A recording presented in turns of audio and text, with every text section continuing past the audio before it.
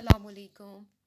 आज हम शुरू कर रहे हैं कॉन्ट्रैक्ट एक्ट के क्विक रिव्यू। ठीक है, हम लोग रिवीजन स्टार्ट कर रहे हैं, उसके शॉर्टकट ही लेक्चर्स होगा। तो आप लोग प्लीज़ मुझे लाजमी फ़ीडबैक दें अगर आपको ये लेक्चर समझ में आ जाए। सबसे पहले हम पढ़ रहे हैं mode of discharge of contracts, यानी कि कॉन्ट्रैक्ट्स कब ख़त्म होगा, कब डिस्चार्ज होगा। यानी कि अगर कॉन्ट्रैक्ट एक्ट के लिहाज से देखा जाए तो हर एक पार्टी की कुछ राइट्स एंड ऑब्लिगेशंस होती है। जैसे ही वो पार्टीज़ अपनी राइट्स और ऑब्लिगेशन फुलफ़िल कर दे तो कॉन्ट्रैक्ट खुद ही ख़त्म हो जाता है, टर्मिनेट हो जाता है या डिस्चार्ज हो जाता है। ठीक है, अगर इसकी दूसरी अगर ब्लैक लॉ डिक्शनरी के लिहाज से इसकी मीनिंग देखी जाए तो वो ये है कि कॉन्ट्रैक्ट एक्ट जो है उसमें डिस्चार्ज तब होता है जब दोनों पार्टीज़ अपनी राइट्स और ऑब्लिगेशन कंप्लीट कर ले, या कोई इवेंट आ जाए जिसमें पार्टीज़ के कंडक्ट से या किसी लॉ के ऑपरेशन की वजह से दोनों पार्टीज़ जो है अपना परफॉर्मेंस ऑफ एक्ट जो है ख़त्म हो जाए वहाँ पे उनका कि उन्होंने एग्रीमेंट परफॉर्म करना है वहाँ पर ख़त्म हो जाए, तो उसको भी यही कहा जाएगा कि डिस्चार्ज ऑफ कॉन्ट्रैक्ट हो गया है। ठीक है, फिर इसके मोड्स देख लेते हैं कि सबसे पहले मोड है डिस्चार्ज ऑफ परफॉर्मेंस, जिसका मतलब ये है कि इसके सेंटेंस से ही पता चल जाता है कि ये एक नेचुरल मोड ऑफ डिस्चार्ज है जिसमें दोनों पार्टीज़ अपने कॉन्ट्रैक्ट के जितना इनका शेयर बन रहा है प्रॉमिस में, यानी उस कॉन्ट्रैक्ट में वो फुलफ़िल करें तो इनका जो है कॉन्ट्रैक्ट डिस्चार्ज हो जाएगा। ठीक है, यानी परफॉर्म कर दे दोनों पार्टीज़ तो वो उनका जो पार्ट होगा वो डिस्चार्ज हो जाएगा। यानी अगर एक से ज़्यादा भी पार्टीज़ हैं, उनमें से अगर एक भी जो है अगर अपना कॉन्ट्रैक्ट परफॉर्म कर रहा है तो इसको यही कहा जाएगा कि ही एलोन इज़ डिस्चार्ज। ठीक है, फिर आगे इसकी दो काइंड्स हैं, actual performance and offer of performance. Actual performance का कहता है कि व्हेन ईच जो दोनों पार्टीज़ हैं वो अपने टर्म और कंडीशन ऑफ कॉन्ट्रैक्ट के लिहाज से अपनी ऑब्लिगेशन परफॉर्म कर ले और कॉन्ट्रैक्ट ख़त्म हो जाए, यानी कि अपना एक्चुअल पार्ट परफॉर्म कर ले, तो इसको ये कहा जाएगा कि एक्चुअल परफॉर्मेंस की है। इसकी एक एग्जांपल देख लेते हैं जिसमें ये है कि ए जो है एग्री हो जाता है कि वो बी को अपनी एक घड़ी भेजेगा जो कि 400 रुपीज़ पे है। तो यहाँ पर जब ए जो है बी को घड़ी बेचता है और बी इन रिस्पॉन्स उसको पेमेंट करता है, तो यही कहा जाएगा कि ये एक्चुअल परफॉर्मेंस दोनों पार्टीज़ के दरमियान हो गई है। फिर ऑफ़र ऑफ परफॉर्मेंस, यानी ऑफ़र ऑफ परफॉर्मेंस को देख लेते हैं जिसमें क्या कहता है कि एक पार्टी जो है दूसरी पार्टी को ऑफ़र करती है किसी कॉन्ट्रैक्ट के लिए। ठीक है, और यानी कि दूसरी पार्टी पे डिपेंड कर रहा है कि वो एक्सेप्ट करे या ना करे, लेकिन यहाँ पे जो उसने परफॉर्म ऑफ़र की हुई है तो ये कहा जाएगा कि ये ऑफ़र ऑफ परफॉर्मेंस है। ठीक है, ये एक्चुअल परफॉर्मेंस तो नहीं है लेकिन इसके इक्वल ही है कि ये ऑफ़र ऑफ परफॉर्मेंस इसके इक्वलेंट ही है। इसके इलस्ट्रेशन देख लेते हैं। एक एग्जांपल कहता है इसमें है कि ए जो है अपनी एक बुक बी के ऊपर बेचता है 500 रुपीज़ पे। ए बुक डिलीवर करता है लेकिन बी उसको एक्सेप्ट नहीं करता उस बुक को, तो क्या होगा यहाँ पे ऑफ़र ऑफ परफॉर्मेंस होगी, यानी कि सिर्फ ए ने ऑफ़र की हुई थी बुक बेचने की 500 रुपीज़ पे और बी ने एक्सेप्ट नहीं की, तो वो बी पे डिपेंड करता है कि वो एक्सेप्ट करे कि ना करे, तो ये ऑफ़र ऑफ परफॉर्मेंस की काइंड में एग्जाम्पल में आ जाता है। फिर इसकी नेक्स्ट मोड में कहता है कि डिस्चार्ज बाय एग्रीमेंट, के दो पार्टीज़ के दरमियान कोई एग्रीमेंट हो जाए और वो एग्रीमेंट जो है उनको यानी कि फ्रेश एग्रीमेंट को किसी और एग्रीमेंट से चेंज कर दिया जाए या उसमें पार्टीज़ वगैरह चेंज हो जाए, जो ऐसे कहा जाएगा कि ये जो एग्रीमेंट हुआ है ये डिस्चार्ज हो गया है। इसकी काइंड्स देख लेते हैं आगे, इससे आपको ईजिली समझ आएगा। नोवेशन सबसे पहले काइंड है, फिर अल्ट्रेशन है, फिर रिसेशन है, रिमीशन एंड वेवर। नोवेशन में कहता है कि replacement of an existing contract by an other contract. जो एक कॉन्ट्रैक्ट एग्जिस्ट कर रहा है उसकी जगह आप एक न्यू कॉन्ट्रैक्ट बना दो तो वो नोवेशन है। ठीक है, ये ज़्यादा एमसीक्यूज़ में भी आ जाता है कि नोवेशन क्या है। तो नोवेशन जब एग्जिस्टिंग कॉन्ट्रैक्ट को रिप्लेस कर दिया जाए कोई नए कॉन्ट्रैक्ट से। ठीक है, इसमें पार्टीज़ भी चेंज हो सकती हैं या या मटेरियल टर्म्स भी इसमें चेंज हो सकता है न्यू कॉन्ट्रैक्ट में। ठीक है, तो तब यानी कि क्या होगा कि कि थर्ड कोई पार्टी आती है और उसको एग्रीमेंट में ऐड किया जाता है तो कॉन्ट्रैक्ट रिप्लेस कर दिया, कुछ टर्म एंड कंडीशंस हैं उसको चेंज करने जा रहे हैं तो इट मीन्स नोवेशन की है पार्टीज़ ने न्यू कॉन्ट्रैक्ट के ज़रिए, तो वो जो पिछला कॉन्ट्रैक्ट था वो डिस्चार्ज हो गया है, ठीक है। फिर नेक्स्ट इसकी जो काइंड है कहता है अल्ट्रेशन। अल्ट्रेशन चेंज करने को कहते हैं कि एक या एक से ज़्यादा कोई भी टर्म कंडीशन जो कॉन्ट्रैक्ट में चेंज की जाए या अमाउंट ऑफ मनी या रेट ऑफ इंटरेस्ट वगैरह को जब चेंज किया जाए तो इट मीन्स कि ये अल्ट्रेशन ऑफ एग्रीमेंट हो गया है, ठीक है। तो ये discharge by agreement, alteration by discharge of agreement, ठीक है। फिर रिसेशन कहते हैं, कैंसिल, रिसेशन का मतलब है कैंसिलेशन, ठीक है। Cancellation of a contract by mutual concern of the parties, यानी कि दोनों पार्टीज जो है म्यूचुअल कंसर्न से कोई कॉन्ट्रैक्ट को ख़त्म कर रहे हैं तो ये क्या होगा, ये रिसेशन में आ जाता है। रिसेशन जो है हमेशा कब की जाती है, परफॉर्मेंस ऑफ द कॉन्ट्रैक्ट से पहले, यानी कि before the contract performance of contract, ठीक है। इसकी एग्जांपल देखते हैं कि ए जो है अपनी एक बुक बी पर बेचता है कुछ अमाउंट ऑफ मनी पर, ठीक है। But before the some is paid, वो मनी पेड होने से पहले दोनों पार्टीज़ जो है एग्री हो जाती है कि वो कॉन्ट्रैक्ट नहीं परफॉर्म करना चाहते, तो ये क्या हो जाएगा, कॉन्ट्रैक्ट यहाँ पर डिस्चार्ज हो जाएगा रिसेशन के ज़रिए, ठीक है, कैंसिल हो जाएगा। फिर रिमीशन का कहता है कि कोई रिमीशन का वैसे जो जनरल मीनिंग है कोई अमाउंट आप कम कर देना, ठीक है। तो अगर कॉन्ट्रैक्ट एक्ट में देखा जाए तो इसमें ये है कि कोई राइट है, कोई पर्सन अपना कोई राइट है उसमें जो है सारा का सारा राइट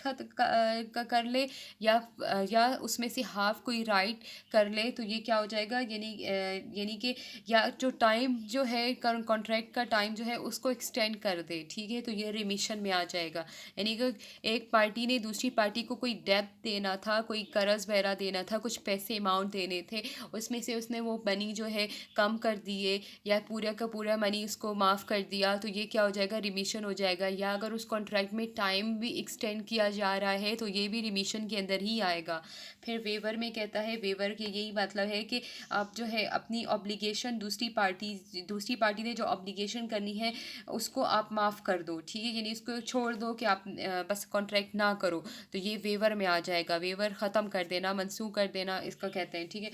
क्या कहता है कि इसमें एग्जांपल देख लेते हैं कि ए जो है बी के ऊपर अपना घर बेचने वाला है 1 लाख रुपए पे। बी यहाँ पर क्या करता है, वो सम भी, वो कहता है कि मैं सम भी बेचूंगा और वो एग्री हो जाता है कि 1 हफ्ते बाद वो घर की पोजेशन ले लेगा, लेकिन कॉन्ट्रैक्ट परफॉर्म करने से पहले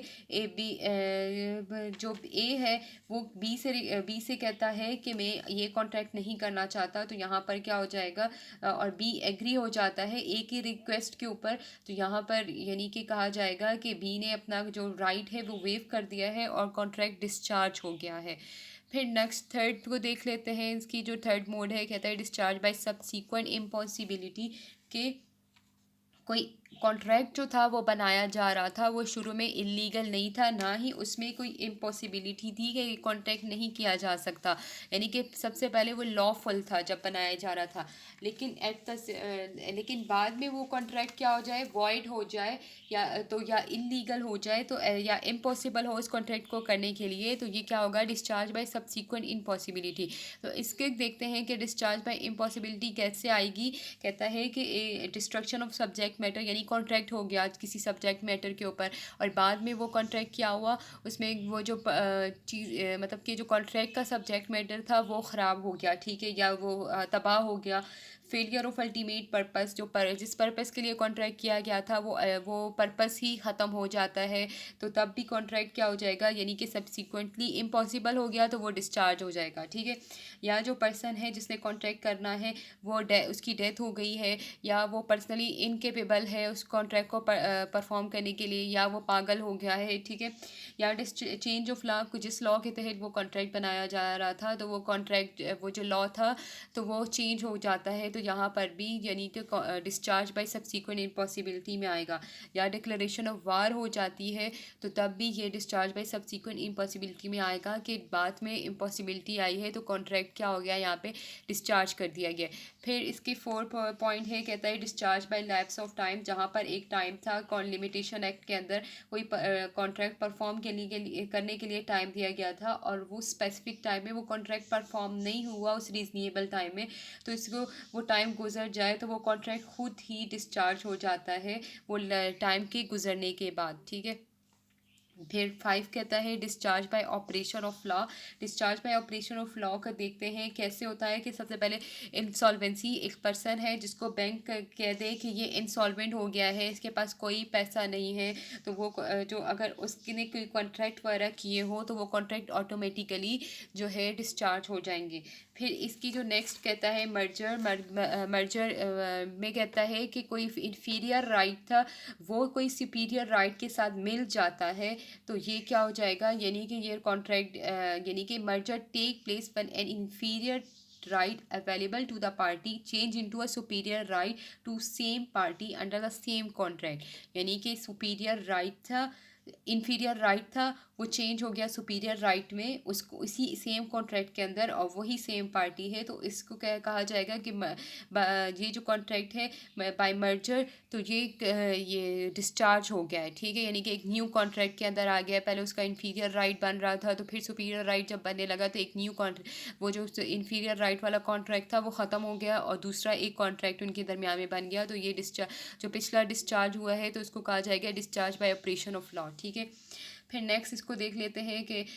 इसकी एग्जांपल भी देख लेते हैं कि कोई पर्सन है वो उसने पार्ट टाइम कोई जॉब करनी शुरू कर दी और उसने कॉन्ट्रैक्ट किया हुआ था कि वो पार्ट टाइम जॉब करेगा, लेकिन बाद में उसको जो कि उसका हेड था उसने उसको ऑफ़र की कि वो फुल टाइम वो जॉब करे, तो वो अगर बाद में फुल टाइम करने पर एग्री हो गया तो वो कॉन्ट्रैक्ट उसका जो इन्फीरियर पार्ट टाइम वाला था वो उसके साथ मर्ज हो गया, तो यानी कि उसका न्यू कॉन्ट्रैक्ट बन गया यहाँ पे। फिर अनऑथोराइज मटेरियल अल्ट्रेशन क्या कहता है कि कोई ऐसा कॉन्ट्रैक्ट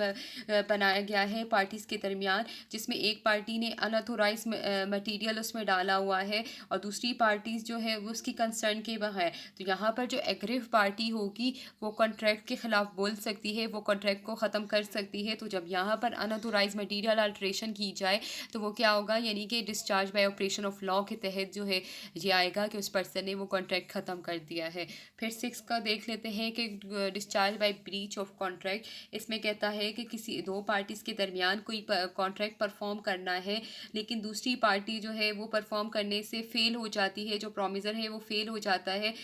तो यहाँ पर क्या होगा कि वो कॉन्ट्रैक्ट जो नहीं करता तो उसको कहा जाएगा कि उसने ब्रीच किया है कॉन्ट्रैक्ट को, ठीक है, उसने अपना पार्ट परफॉर्म नहीं किया तो उसने ब्रीच ऑफ कॉन्ट्रैक्ट कर दी है, तो वो कॉन्ट्रैक्ट खुद बहुत डिस्चार्ज हो जाएगा। इसके आगे नेक्स्ट दो काइंड्स हैं, एक्चुअल ब्रीच और एंटिसिपेटरी ब्रीच। एंटिसिपेटरी ब्रीच फिर एक्सप्रेस और इम्प्लाइड में डिवाइड की गई है, तो सबसे पहले एक्चुअल ब्रीच का कहता है कि when a party fail to perform a contract when performance is due to him, यानी कि दो पार्टीज़ हैं उनके वो फेल हो जाती हैं अपना कॉन्ट्रैक्ट परफॉर्म करने से और परफॉर्मेंस उसके ऊपर है कि उसने परफॉर्म करना ही है, लेकिन जब यहाँ पर वो फेल हो गई तो इट मीन्स कि उसने एक्चुअल ब्रीच की है। इसकी एग्जांपल देख लेते हैं कि ए एग्री हो जाता है कि वो 50 बैग्स ऑफ शुगर बी को 1 जनवरी को भेजेगा, लेकिन उसने 1 जनवरी को वो शुगर बैग्स नहीं भेजे, तो यहाँ पर क्या हुआ कि उसने एक्चुअल ब्रीच की है उस कॉन्ट्रैक्ट की। फिर एंटिसिपेटरी ब्रीच का देख लेते हैं कि एंटिसिपेटरी ब्रीच अगर before the time fix for performance has arrived, यानी जो टाइम फिक्स्ड किया हुआ था उससे पहले ही जो है कॉन्ट्रैक्ट को ब्रीच कर दिया, यानी कि यहाँ पर यानी कि टाइम तो था कि वो 1 डे को भेजेगा लेकिन उसने भेजा ही नहीं है। यहाँ पर एंटिसिपेटरी में क्या होगा कि उसने कॉन्ट्रैक्ट टाइम जो था, जो स्पेसिफिक टाइम दिया हुआ था उससे पहले ही कॉन्ट्रैक्ट को ख़त्म कर दिया, तो एंटिसिपेटरी ब्रीच इसको कहा जाए। एक्सप्रेस ब्रीच के ज़रिए यानी कि वो कम्युनिकेट करेगा दूसरी पार्टी को अपनी इंटेंशन के ज़रिए कि वो कॉन्ट्रैक्ट नहीं करना चाहता, और एम्प्लाइड ब्रीच के अंदर कहता है कि वो जो पर्सन है वो उस कॉन्ट्रैक्ट के ख़िलाफ़ अगेंस्ट कोई ऐसा एक्ट करे या कोई ऐसी टर्म कॉन्ट्रैक्ट में बनाए जिस का मतलब यही है कि वो ये कॉन्ट्रैक्ट करना ही नहीं चाहता, तो इसको एम्प्लाइड ब्रीच के अंदर ही लेकर आएंगे कि उसने ये discharge bye breach of contract हो जाता है एम्प्लाइडली, ठीक है। तो उम्मीद है आपको ये लेक्चर समझ में आ गया होगा। प्लीज़ मेरा चैनल लाजमी सब्सक्राइब करें, मुझे फ़ीडबैक लाजमी दें। Thank you so much.